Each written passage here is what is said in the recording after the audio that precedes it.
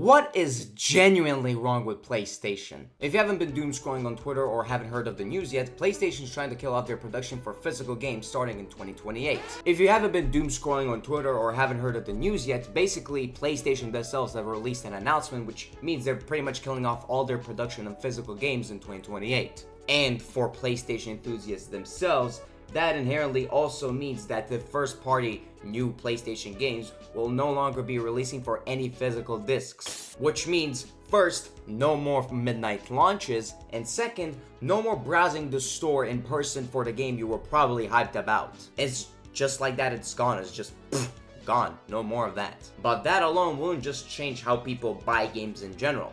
Don't get the wrong idea. It would completely change what it actually means to own one.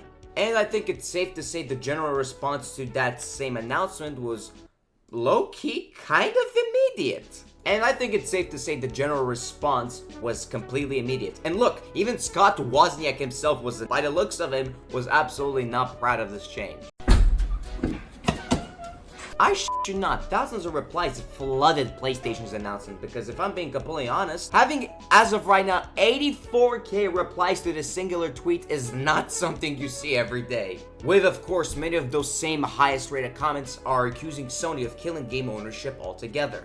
And again, also other people announced that they're mass canceling their PlayStation Plus subscriptions. While also those same memes that you see about you'll own nothing and be happy spread across platforms like Reddit or TikTok, for example. And sure, it's not entirely wrong to think like it's, oh, another one of those like old man yells at the clouds type of statements. But then again, you have to understand the importance of why stuff like this is just completely bonkers. For starters, physical media has been kind of disappearing for some time now if you haven't noticed it already. Like for example, DVDs and cable network kind of became Netflix to some people. And then those same CDs that you used to listen to music on just became Spotify, like this one entire thing. And movies just became streaming platforms like HBO and like whatever else, right? And now that you have the knowledge in mind, the same logic applies. Games are literally quite slowly now becoming digital licenses. And for conveniences like this, it's really hard to argue against. Like, you get the benefit of not leaving your house, you do not lose those same set of discs, and games preload automatically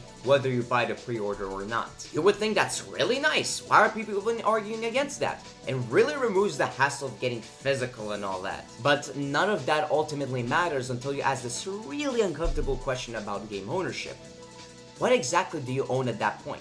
Because, news alert, people pointed back to previous situations where those same digital purchases kind of became unavailable because of licensing agreements. In that same instance where PlayStation is going to start shutting down inactive accounts longer than 36 months. And the worst part of this entire thing that you see right now, as the tweet says, this process is irreversible. Meaning once your account gets shut down, it's done, it's GG. So suddenly the conversation wasn't about convenience anymore. It was about whether buying digitally actually means owning anything long term. So, TLDR, when you buy a digital game on PlayStation, you don't get the ownership of the game itself. You're buying just like a paper-thin license to access it under like PlayStation's set terms. And for the majority of said PlayStation enjoyers I've mentioned earlier, that specific distinction doesn't matter until one day it suddenly does. Now, I want you to think about all those games you bought 15 years ago for like PlayStation 3 or like Xbox, for example. If your friend finished the game, they would lend it to you, and if you really didn't like it, you can just always trade it in at the nearest GameStop. In some instances, if it becomes rare, then it actually might increase in value, so you might get more of that cash for the trade-in. Like, you know that one guy who places the old Nintendo cartridge incorrectly into the console? You have entire communities around the world which is just situated around just collecting games. And now that you know that, compare that to today.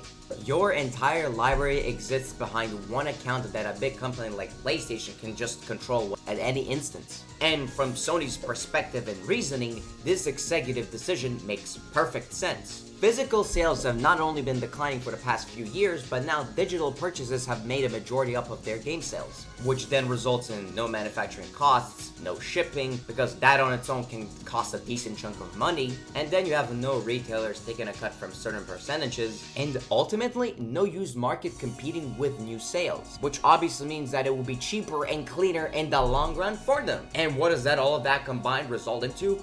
More profit! So without physical retailers retailers like Walmart, Amazon, or GameStop competing on the price, Sony effectively becomes the only place to buy PlayStation games digitally. So without physical retailers like Walmart, Amazon, or GameStop competing on the price, Sony effectively becomes the only place to buy PlayStation games digitally, unlike Steam, which are kind of better in one way or another. And some critics are also arguing that removes one of the few things that keep launch prices competitive. So you would think after all that outrage, a lawsuit or two wouldn't drop from the battle bus, right? Well, now PlayStation is currently facing multiple lawsuits alleging that PlayStation Store operates as an illegal monopoly by, in the said process, charging higher prices than the average. Like, judging by the said visuals and of course quote tweets, people are absolutely not happy whatsoever. Like, this repeated speed clip just tells you everything. Which is exactly why this probably isn't just like a PlayStation only story. Because if this can work, why wouldn't everyone else eventually do the same? Like, as a Nintendo fan myself, peep the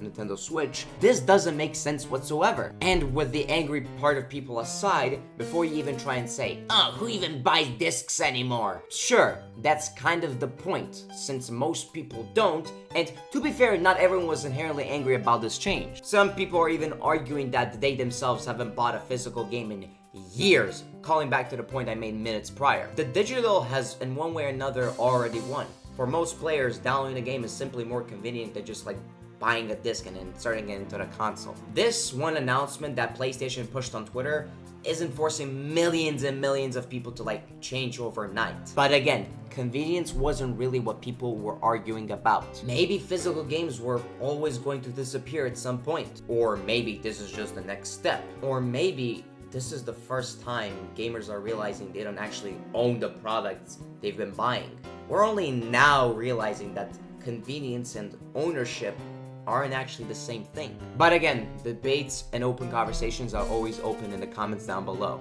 If you enjoyed this video, feel free to hit the like and subscribe button for more delicious bangers like these. And alright, I'm off to my YouTube poll again. See you in the next video. Insane.